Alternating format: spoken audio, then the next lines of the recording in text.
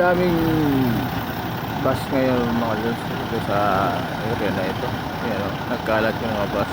Ayan, morning ko sa ating lahat.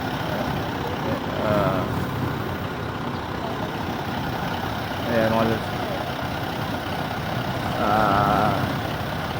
ngayon lang ito mga lods, umaga napakaraming bus. Ayan,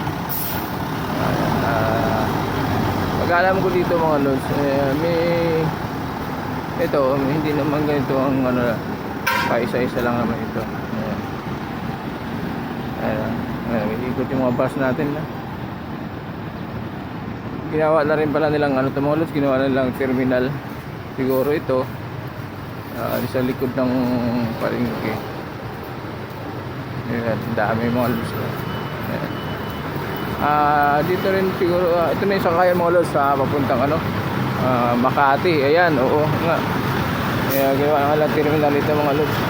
So yun, mga jam liner. Ayan. Ayan, ayan mga lods. Ayan.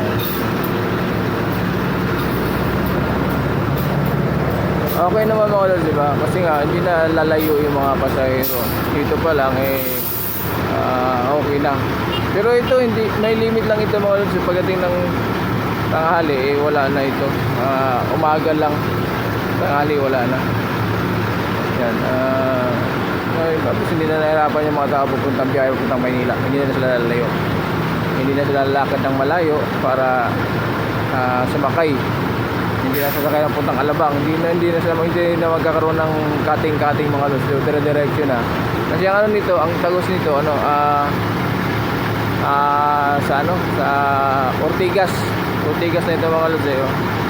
So ayun mayroong sakyan na dito mga lods. So salamat na rin tayo. Ayan mga nila. Marami ito mga lods sa loob. So ayan okay.